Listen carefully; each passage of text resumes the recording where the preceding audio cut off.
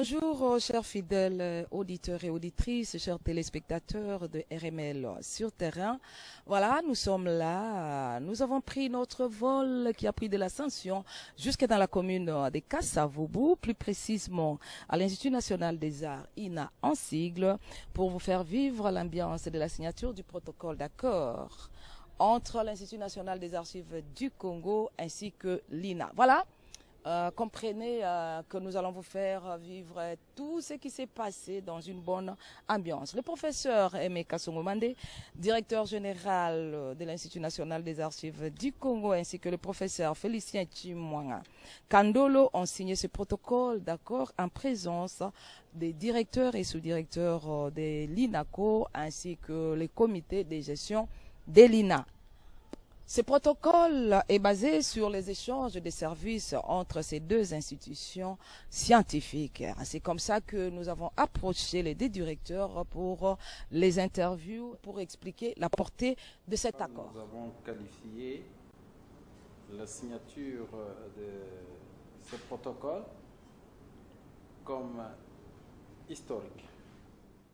C'est un point de départ dont la finalité, c'est la promotion de nos deux institutions qui sont dans le domaine de la culture. Vous le savez très bien, l'INA, c'est une institution d'enseignement supérieur et universitaire et qui œuvre dans le domaine de la culture avec les arts. L'art dramatique, le cinéma, tout. C'est au fait de la culture. Et l'INACO, c'est le réservoir même de la culture. Nous sommes attachés au ministère de la culture, art et patrimoine. En voulant promouvoir nos deux institutions, nous voulons justement rentrer dans la vision du chef de l'État à qui nous disons sincèrement merci pour avoir d'un côté doté l'INA de cette infrastructure qui nous abrite aujourd'hui et par là reconnaître la valeur de la culture et la valeur aussi de l'institution INA. Le même chef de l'État a voulu aussi réorganiser les archives dans le pays en dotant l'INACO d'un conseil d'administration, ce qui n'a jamais existé. C'est que nous rentrons dans la vision du chef de l'État.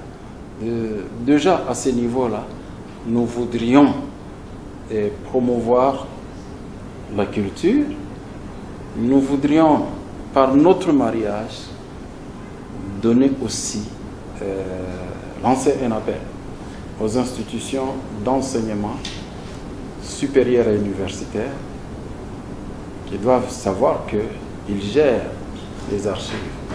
Et ces archives ne devraient pas être gérées de n'importe quelle manière. Il faut savoir les organiser, il faut savoir les conserver. Les archives, ce sont des êtres qui vivent, ils ont des âges, l'âge des archives courantes ou actives, des archives semi-actives, des archives archivées ou des archives mortes. Et toutes ces étapes, il faut les observer. Bien plus, il n'y a pas que ça. Il y a la numérisation. C'est la modernité aujourd'hui, c'est à la mode. Et qui crée aussi des archives numériques partout. Qu'il s'agisse des universités, qu'il s'agisse de l'administration publique, on veut numériser, mais on crée des archives numériques qui doivent être conservées par l'INACO. Malheureusement, qu'il s'agisse des universités, qu'il s'agisse de beaucoup d'entreprises, ils ignorent l'INACO. Voilà pourquoi le palme d'or revient au DG de l'INA, qui a reconnu le mérite de l'INACO, l'importance. Alors, à travers ces mariages, nous voudrons inviter les autres à marcher aussi sur cette lancée-là, de donner vie aux archives, d'organiser les archives, parce que le pays peut arriver à son émergence grâce à la gestion, à la bonne gestion des archives. Si les archives sont bien gérées dans ce pays, on n'aura pas de problème pour un étudiant qui vient chercher son relevé. Il a été ici il y a 10 ans. Il veut avoir son relevé, il veut avoir tel document. C'est bien archivé. On peut le retrouver très facilement. On n'aurait pas de problème, même au niveau de la justice, parce que les archives sont bien conservées quelque part et les archives constituent la mémoire de la nation. Aucune nation ne peut saper, ne peut marcher sur sa mémoire. Nous sommes non seulement la mémoire, nous sommes aussi la preuve vivante de l'histoire. Voilà la haute portée de cette signature entre l'Institut national des arts et l'Institut national des archives du Congo, deux institutions scientifiques. Merci. Chimwanga Delina a fait la promotion de l'INACO et a invité d'autres institutions et organisations à emboîter le pas. Ce partenariat est capital. Je n'ai pas besoin de votre temps. Comme professeur, je dois enseigner en quelques mots ce que c'est les archives aux spectateurs. Il y aura des jeunes, des vieux, tout ça. Alors, les archives, ce n'est pas seulement l'ensemble de documents qu'on entasse quelque part, n'est-ce pas? Mais c'est aussi des documents poussiéreux qu'on retrouve partout là-bas, entassés. À travers ces partenaires, nous allons ressusciter avec mon collègue. Mais aujourd'hui, c'est une activité des individus et des organisations. Il a bien dit, les archives physiques, numériques, de toutes sortes, n'est-ce pas? Donc, c'est une matière très capitale. Et il faut ouvrir maintenant des documents pour un traitement efficace. Ce ne serait plus question seulement que l'enfant vient donner de la friquerie, j'ai besoin d'un bulletin, non. Il peut l'imprimer chez lui. Et là, la vie sera facile. Même encore conseiller aux autres, même à vous, on peut donner aussi des conseils. Vous, je vois l'audiovisuel, parce que les archives ne sont pas que sous format papier. Il y a aussi des archives audiovisuelles. Comment organiser, comment gérer les archives audiovisuelles. Si dans le passé, ça se faisait sur magnétoscope, sur ceci. Oui, il y a des techniques pour restaurer, pour convertir, pour garder. Est-ce que c'est ce qui s'est fait? Il y a un grand point d'interrogation. Il faut une collaboration directe avec la RTNC pour récupérer tout ce qu'il y a, parce qu'aujourd'hui on peut venir me dire, donnez-moi les images de la visite du roi Léopold II ici. On va les chercher où? Si on arrive, si ce n'est pas bien conservé, il y a des virus, ça fait un problème. Nous voudrions bien que cette collaboration s'étende dans les autres institutions pour qu'ensemble nous puissions être un modèle à travers le monde, un modèle de gestion des archives. Si vous allez aujourd'hui à Bruxelles, où sont gardées des tonnes et des tonnes des archives qui étaient produites à l'époque coloniale, ce sont des tonnes et des tonnes dans des caves. Il y a 3-4 niveaux de caves souterraines où sont gardées nos propres archives à nous, mais que nous n'avons pas ici. Donc si nous nous organisons ici, derrière le chef de l'État, en respectant sa vision, en intéressant tous les domaines, tous les acteurs, tous les producteurs d'archives, nous pouvons arriver aussi à donner un exemple d'un pays organisé sur le plan de la gestion des archives. Si Madame un mot, lors de l'inauguration, Son Excellence Madame la ministre de l'Enseignement supérieur, professeure Marie-Thérèse Sombo, et Son Excellence Madame la ministre de la Culture, Madame Elébé, ont fait un discours commun pour unir l'enseignement et la culture. Et c'est très capital. Nous allons former les artistes de qualité et les déverseurs de la culture. Et qu'est-ce que la culture va faire? Il y a une politique culturelle que Son Excellence Madame la ministre de la Culture a défendue il y a une semaine, n'est-ce pas? Pour valoriser le métier des artistes.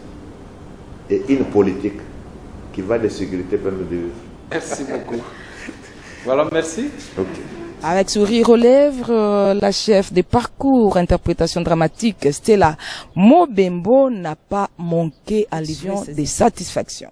Oh, je suis très émue de voir ce projet enfin voir le jour, d'obtenir ces 2 signatures qui pour moi étaient encore dans mes rêves. Aujourd'hui, je vois cette réalisation-là. Vraiment, c'est un moment très symbolique et historique pour la RDC. Pourquoi? Parce que ce sont 2 grandes institutions. L'INACO qui garde les archives, la mémoire, les parcours de tous les individus et l'INA qui forme des scientifiques qui ont un parcours dans une institution supérieure. Ça sera vraiment une porte ouverte pour toutes les universités et instituts supérieurs et je les invite en même temps d'emboîter les pas pour pouvoir travailler ensemble avec l'INACO et archiver leurs documents. Vous savez, nos étudiants rencontrent souvent ce problème-là après les études ou pendant même les études, difficiles de retracer, de retrouver les relevés des cotes, les attestations des réussites, parfois même des diplômes pas encore retirés. Et ils sont des fois perdus dans les tiroirs et voilà. Donc ça sera vraiment une très grande joie encore de voir que les autres universités vont emboîter les pas pour pouvoir tracer physiquement leur parcours et numériquement leur parcours aussi. Ça va vraiment éviter des casses, des maux de tête, faire des tours à l'université lundi, mardi pour venir chercher le relevé des cotes, mais ça sera vraiment facile à retrouver avec l'INACO. Donc je suis très contente de voir ce jour. Et voilà, je manque de moi. Honoré Massoua, qui est technicien du projet à l'INACO, a livré ses impressions. Nous avons ce sentiment de joie que vous pouvez même le lire sur nos visages. C'est que on a concrétisé une affaire vraiment historique avec l'INA, c'est la gestion des archives. Alors, si c'est, on est content que ces dossiers va arriver jusqu'au bout parce que dorénavant, chaque étudiant de l'INA, chaque ancien étudiant de l'INA, chaque agent ou quelqu'un qui veut découvrir les traces de ses enfants ou de lui-même à l'INA, il aura la facilité de trouver un document cherché. J'invite tout le monde à s'imprégner des activités des archives. J'invite surtout les écoles, les universités à contacter l'INACO, à contacter les archives nationales pour chercher à organiser les archives. Auditrice, chers téléspectateurs de RML TV, ce qui a fait l'objet de cette grande activité aujourd'hui, et nous sommes toujours là, vous avez votre activité, la RML est là pour prendre son vol et faire voir ce que vous êtes en train de faire. Merci beaucoup à Paul Carmi Chichimbi qui a pris tout son temps pour travailler, pour filmer et puis faire le montage de ce magazine. Moi, c'est votre humble servante de tous les temps, Henriette Koumakana Lundula. Je vous aime beaucoup de l'amour de notre Sauveur et Seigneur Jésus-Christ. Ciao.